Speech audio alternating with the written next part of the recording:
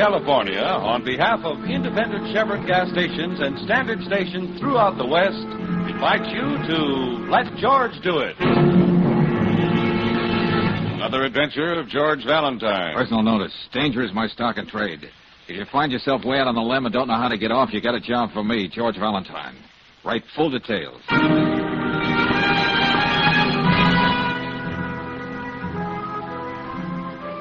Dear Mr. Valentine, if ever a man needed help, I do. There is a matter that involves not only millions of dollars, but several million people in a country I'm not at liberty to name. Believe me, I call on you only after a great deal of thought. What I know is just too much responsibility for one man to carry. I feel if anyone can help me, it would be a man. It would be a man like you, and it's signed Martin Kirsch, President, Bonded Paper Corporation.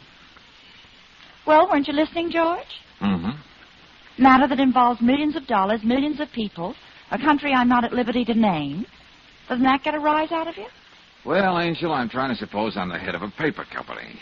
I make paper for water cups, greeting cards, confetti, brown paper to wrap bologna in. I doubt if any of that covers Mr. Kirsch's problem, whatever it is. Now, just what kind of paper would cause a sedately hysterical letter like this one? Your hat, Mr. Valentine.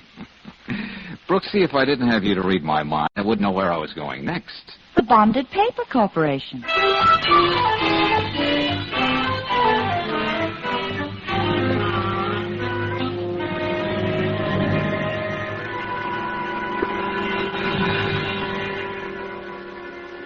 I imagine you're more observant than most people, Mr. Valentine. Well, Mr. Kirsch? On the way in, you probably noticed several men watching you and Miss Brooks very carefully. Yeah, I couldn't help it. I could feel their eyes boring into the back of my neck. Police, Mr. Kirsch? No, Miss Brooks, my own private guards. Oh, now, wait a minute. You've got me winging here. I could understand the precautions if this were a bank or a mint. It's a little of both. But maybe I'd better explain. Yes, I wish you would. This isn't just a paper mill, Mr. Valentine. Ours is a very special organization, one of the very few of its kind in the world. Oh? My family established it more than 100 years ago. The paper we turn out here is used for bonds, stock certificates, negotiable securities, even money for certain foreign countries. Oh, well, now I see what you mean by a combination bank and mint. It's a tedious and very scientific process to make paper so individual that it can't be duplicated by anyone else. Each one of our clients gets his own particular type of paper with characteristic watermarks and secret composition. Well, I knew the government went to all that trouble, Mr. Kirsch. We do the same thing, only on a private basis. Which brings us to what? 2 reams of paper, which can destroy the financial system of an entire country. What?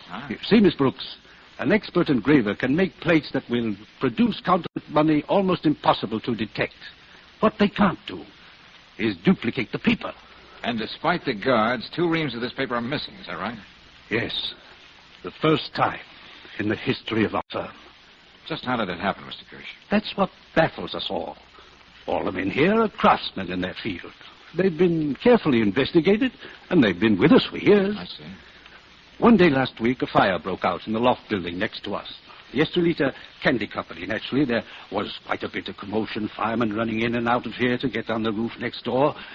Anyway, at the end of the day, when we took inventory, which we always do, these 2 reams of paper were gone. Stolen. Uh-huh.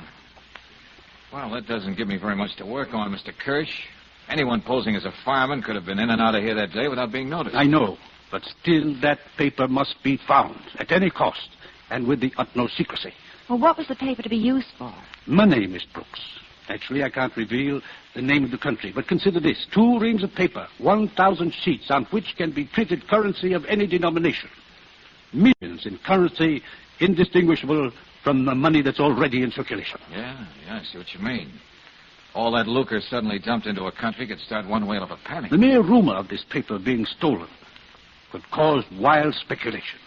That's why I thought it would be best to deal with one individual like yourself. Oh, I'm flattered. The thing to remember, Mr. Valentine, is that time is of the essence. Whoever stole that paper either has the plates already made or is working on them now. Well, at the moment, I don't even know where to start, Mr. Kirsch, but I'll do my best.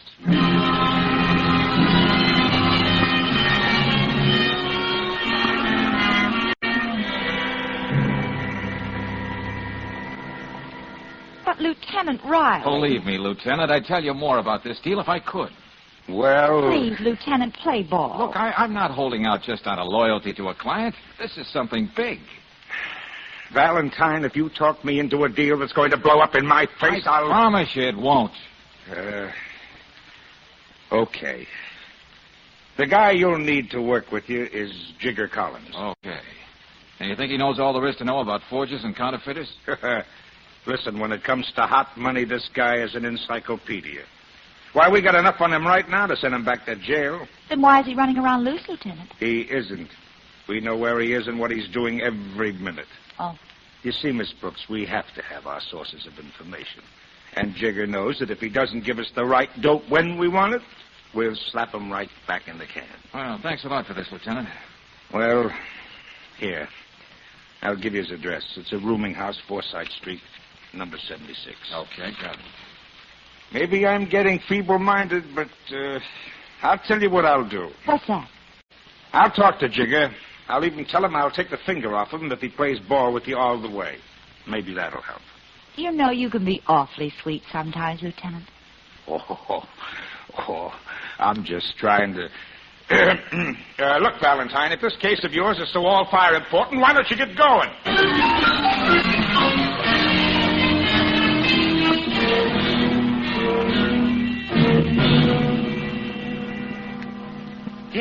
Yeah. I spoke to the lieutenant, Mr. Valentine. Yeah, Jigger? Yeah. Don't worry about me cooperating. I was waiting for a chance like this. I'll do anything to get those boys off my tail. Well, this is your chance, right? Okay. Now, let me get this straight. Now, Valentine, you want to know who I'd think of first if you was talking about a really big counterfeiting job? Yeah, that's right. Yeah, Fred Bigelow. Just like that. He makes the best place in the business. Why, that guy... Hey, wait a minute. What is it? Bigelow's in town right now. Huh? I was wondering why. He ain't been around for years. Well. It might be just the lead we're looking for. Well, you've got to start somewhere, George. Jigger, you're going to introduce me to Bigelow. Huh? Are you not? Yeah, you're going to say I'm fresh out of jail. I'm in town looking for a connection. Yes, but who are you supposed to be? Maybe you can answer that, Jigger. Me? Who do you know just got out of stir? Somebody who wouldn't be in town right now. Somebody Bigelow wouldn't know.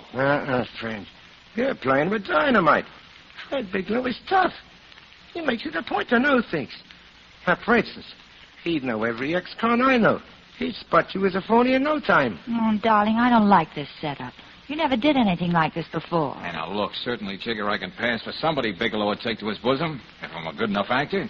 Come on, now, think hard. Yeah, I am. Want a cigarette? Oh, thanks, I don't smoke. Hey, wait. Huh? Yeah. I did a rap back east with a guy named Art Saunders. Go on. And the poor jerk didn't come out. He didn't have no friends, no relatives, no nothing. You could be him. Nobody knows or cares if he's dead. You think fast, Jigger. Too bad you didn't decide to play it straight. You might have done pretty well for yourself instead of being jungled up in this worm-eating rooming house. Oh, I guess it's just the early environment's done it. That's what the psychologist in the jail always tells me. But are you sure you know enough about Art Saunders, Jigger? Bigelow would check, you know. I know everything about Art Lady. And what you don't know, I'll pick up at headquarters by teletype. I don't know. Even if I get you to see Bigelow, Mr. Valentine, you're going to have to walk light. Like I said, he don't take in so easy. And like I also said, he's a tough baby. Yeah, well, you just arrange for me to meet him. Yeah, but I don't know exactly where he lives. But I know he operates from the Claremont Hotel. You got my number. Call me up when you get it set. Well, let's go, Brooksy. Okay. You can brief me on Saunders later, Jigger. Okay, Mr. Valentine. Oh, George, you're taking a terrible chance. Hold it, Angel, and listen to this carefully. Brooksy, you're as important in this deal as I am. If I line up with Bigelow, it's going to be a long time before he trusts me. Yeah.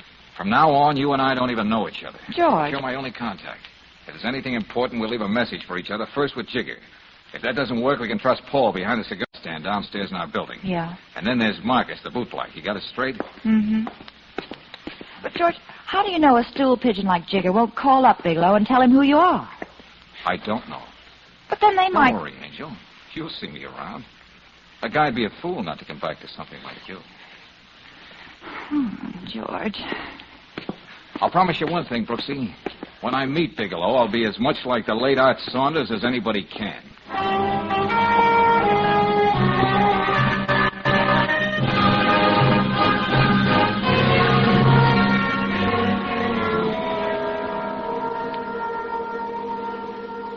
Jigger told me all about you, Saunders. Said I might find some use for you. Well, you know how it is, Mr. Bigelow. You get out in the free and you want to make some connections. Oh, sure. Saunders, meet a couple of the boys. How do you do? Hi. Ask him what he does so good we can use him. I'll get to that, Ubaldo. Well, I can handle myself pretty good.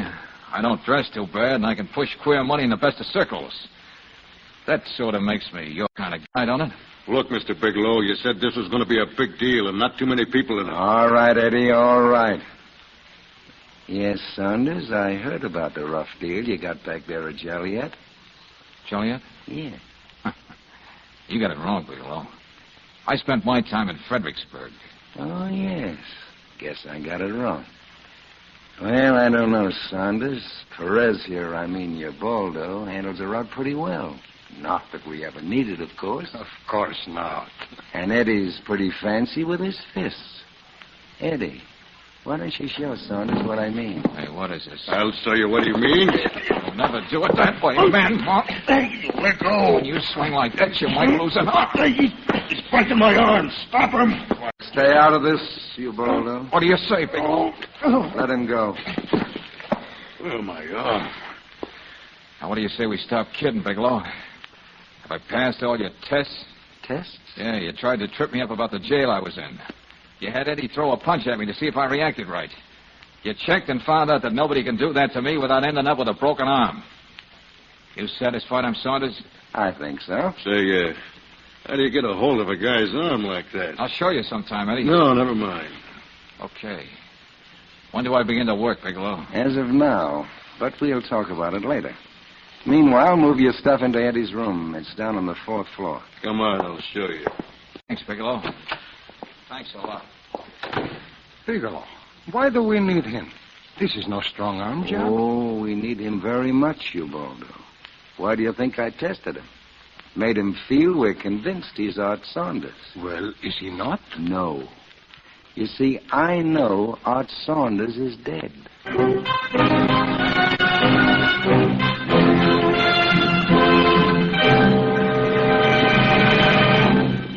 We'll return to tonight's adventure of George Valentine in just a moment. Meanwhile, a word about smoother driving. If you've picked August for your motoring vacation, here's a suggestion for making your trip more pleasant. Get a chassis lubrication tomorrow at an independent Chevron gas station or standard station. Here they have more than a dozen different RPM oils and greases. Each one is tailor-made to save wear on parts, to seal out grit, dust, and moisture, to eliminate noise and give you smoother, cushioned riding. And at any of these stations, a thorough grease job is also a clean job. No smudges or smears to worry about. So for happier riding and real economy, get a chassis lube tomorrow at a standard station or independent Chevron gas station where they say and mean, we'll take better care of your car.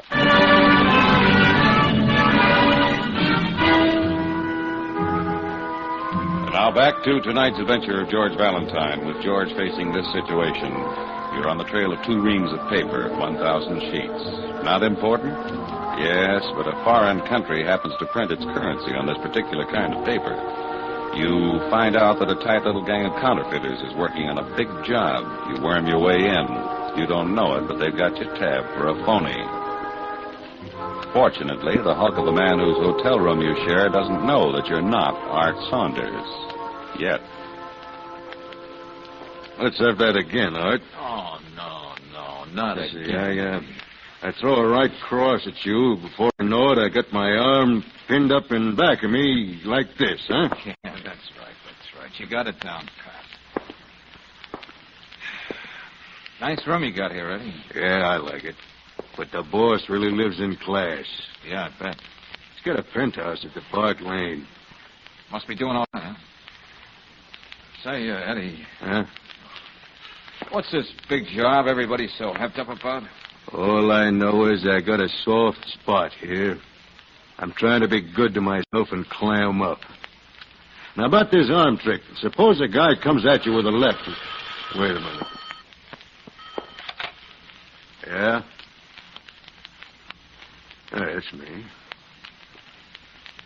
What's that? Oh, you don't say. Sure, I'll take care of that little thing. That's my specialty. But what about... Yeah. Don't worry, boss. Every minute. Yeah. What is it, Eddie? Something for us to do? No, Saunders. Just something for me to do. Oh, wait a minute now. Bigelow didn't put me on the payroll just to hang around like this. How about me coming along just for the ride? No, you stay here. But when I come back, I'll be with you every minute.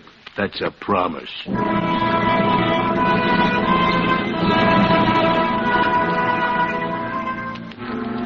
Miss Brooks, you say Valentine didn't leave word for you in any of those places he told you? No, and I'm beginning to get worried, Lieutenant. I'll tell you what you do. Try Jigger Collins again. If there's still nothing, then we'll decide what to do next.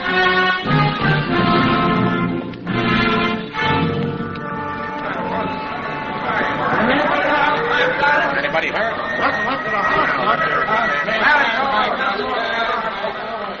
Mister! Hey, wait a minute, mister! Yes, please. You live in number 76, don't you? There, before this fire, I was the janitor. Well, have you seen Mr. Collins? No, and I ain't likely to. What do you mean? It was his room where the fire started, the poor man. What are you talking about? He was dead before anybody could get to him. The fire marshal said he must have fallen asleep with a lighted cigarette. Plain carelessness. But that couldn't have been it. Mr. Collins didn't smoke cigarettes, I know. Maybe it was a cigar then. But the way it ended was the same. The poor man.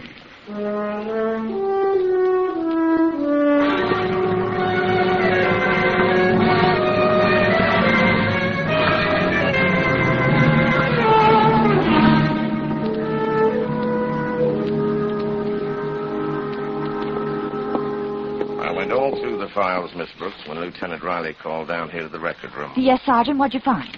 Well, as far as we can tell, only this man here connects with Bigelow for any length of time. Huh? Well, let me see. Turner, Edward. Yeah, worst kind of a rat. Age 36. 1938 suspicion of arson. 1943 arson conviction. 2 years Folsom. 1946... That's his racket, Miss Brooks. Turner sets fires so nobody knows how they started. You know, for insurance and other reasons. Fire. That loft building. And now Jigger Collins. Huh? Then Bigelow must know about George. Well, I don't get your meaning, Miss Brooks. Oh, I've got to find a way to warn him.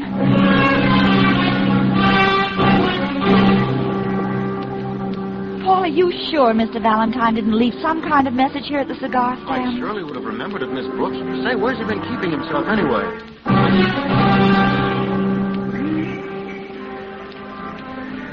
Funny you ask me that, Miss Brooks. What do you mean, Marcus? Well, I was shining Mr. Valentine's shoes. Yeah? It kind of felt he wanted to say something to me, but there was a big, heavy-set man with him, so he didn't say nothing. Well, go on, Marcus. Of course, I didn't call Mr. Valentine by his name, just like he told me, so nobody said nothing. Well, when did they leave? Couldn't have been more than 15 minutes ago.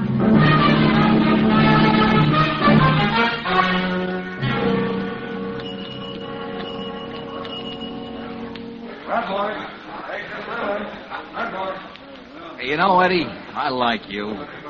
But there are times when a guy likes to be alone. I like you too, Saunders. I just want to be around in case you get into any trouble. Yeah. Come on, let's get upstairs to the room. Hey, incidentally, Eddie, what was the job Bigelow sent you on today? Oh, nothing much. Just gave a guy a hot foot all over. Huh? Oops! Oh, I'm sorry. I guess I wasn't looking where I was going. Oh, that's all right, miss. No harm done. Oh, it was so clumsy. Oh, here, wait a minute. You dropped your pocketbook. Oh, thank you very much. Let's get going. Mm-hmm. Nice dish. Hey, Eddie, I could swear I saw her somewhere before. Skip it, Romeo. Let's get upstairs.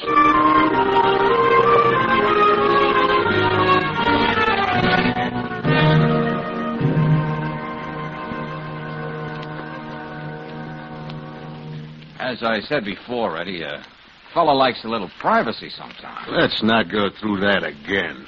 Well, it looks as though this is the only way I'm going to get it. That ought to hold you till I get you tied up. Come on now. Over with you, big boy. To get out of this, you'll have to be a Houdini. There you are. Now, let's see what we can find. Hey, what are you doing? Just giving you the once-over lightly, Eddie. See what I can find that's interesting. Who wised you up that we're onto you? Oh, just somebody I bumped into. The bim down in the lobby, eh? Miss Wallet. Since when do you use foreign money? What is it to you? A whole lot. Yeah, a very fancy bit of currency. President of the Republic right in the middle, flanked by the whole cabinet, medals and all. Manuel Flores, Juan Aguinaldo, Ubaldo Perez, Ramon Cordova and company. Okay, Eddie, start talking. You haven't forgotten Saunders' favorite persuader. Hey, wait.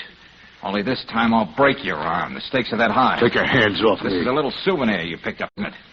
Isn't this the money Bigelow was printing on that stolen paper? Eddie, don't force me to... Yeah, that's the stuff. Oh, where is he making it? Come on, talk. In the basement of the building next to the paper company. You mean that's for Ada Candy Company? Where the fire was? Bigelow thought it would be his safest place. Holy Moses, now it gels. Bigelow had that fire started. That's how he heisted the paper. Hello, operator. Let me have police headquarters.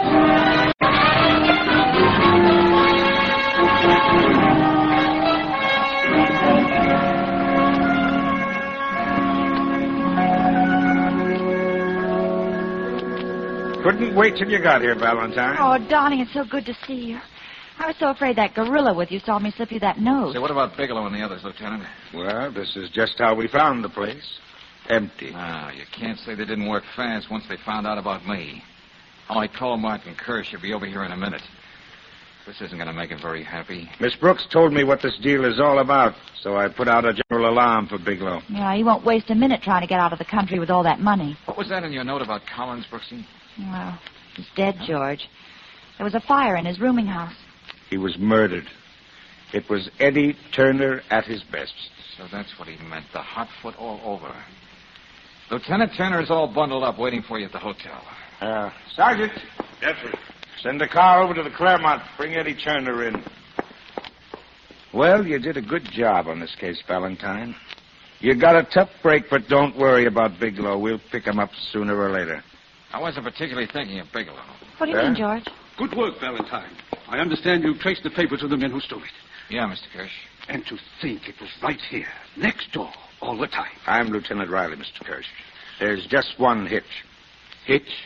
Yes, take a look at these strips of paper here next to the press. Yes, that's our paper, all right. That's all that's left of the 2 reams, Mr. Kirsch. You mean they already printed the money? They have it with them, wherever they are. I'd better sit down. I'm afraid we won't have time for that. Well, meaning what? I gathered from Eddie Turner that the boss lived at the Park Lane. You don't think he's still there, do you? We'll see when we get there, Brooksy. But I think you'd better come along with us, Mr. Kirsch.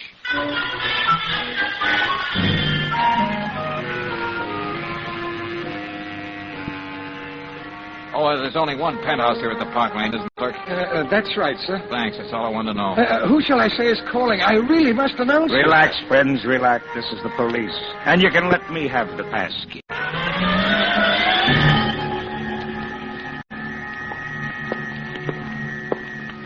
Really, Valentine, I wish you'd tell us why you brought us here at all. I don't understand it.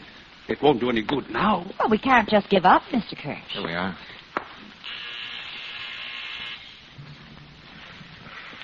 Huh? What was it? Hey. Oh, that was a shot. Nice guessing, Mr. Kirsch. Miss Brooks, you better stay back with Mr. Kirsch. Wow. Knocked himself off, whoever he is. Yeah. Did a good job of it, too. Who is he, Valentine? Do you know him? His name's Ubaldo. Who? Ubaldo Perez. How do you know who he is, George? Look, the money.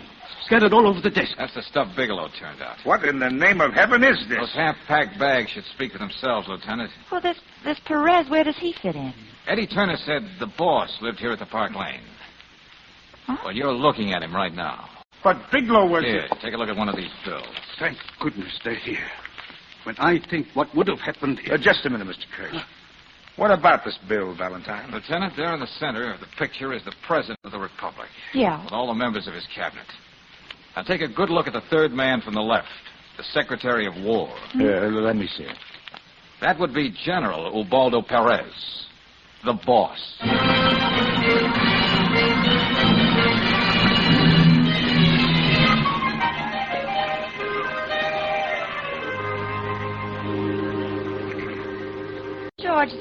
thought Perez was such a little man to have such a big, fantastic scheme. Well, Napoleon was a little man, Angel, and Hitler was no giant. Yeah, but I still don't quite understand how he expected to pull it off. Well, it's not as complicated as it sounds. Perez was an exile for being overambitious. If his country were suddenly flooded with all this new money, well, there was bound to be a panic. In all the confusion, Ubaldo and his followers planned to step into power. Oh. You know, George, I almost wish the clerk hadn't called up and announced us. I would have loved to meet a fabulous character like that.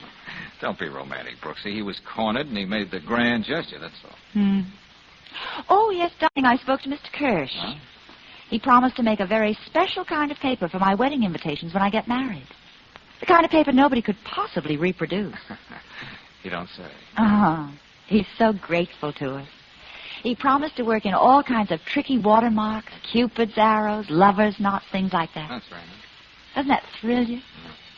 It'd thrill me more if he gave you 2 reams of paper they print negotiable bonds on. Oh, you're mercenary. Oh, I wouldn't make a pig of myself, Angel. I wouldn't turn out a single bond after I reached a nice, round $1 billion.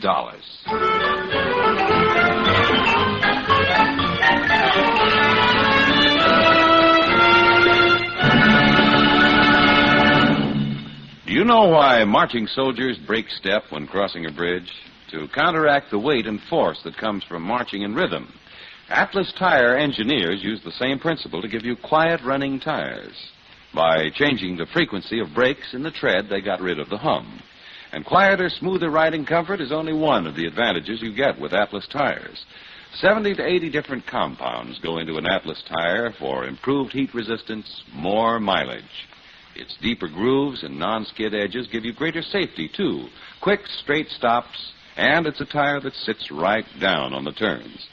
Also, with Atlas passenger tires, you get a written warranty. A warranty that's good at 38,000 Atlas dealers 7 days a week. So to give yourself safer driving with more comfort and more mileage, get grip-safe Atlas tires. Get them at your standard station or independent Chevron gas station, where they say and mean, we'll take better care of your car.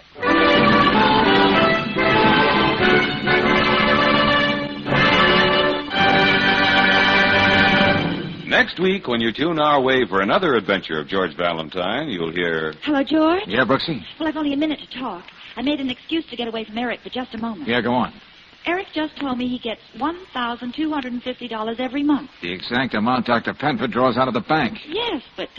Well, why would a son be blackmailing his own father? If I can find out the answer to that, Angel, I'll know who wrote that note to Dr. Penford. And maybe prevent a murder.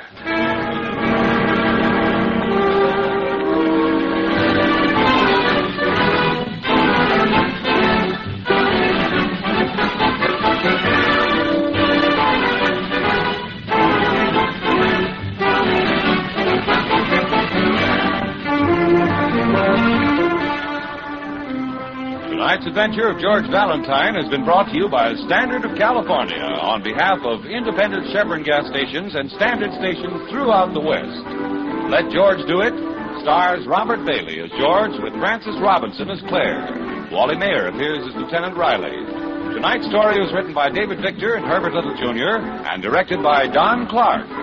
Also heard in the cast were Herbert Butterfield as Martin Kirsch, Joe Forte as Bigelow, Eddie Fields as Ubaldo, Clayton Post as Eddie, and Charlie Lung as Jigger. The music is composed and conducted by Eddie Dunstetter. Your announcer, John Heaston. Listen again next week, same time, same station, to Let George Do It.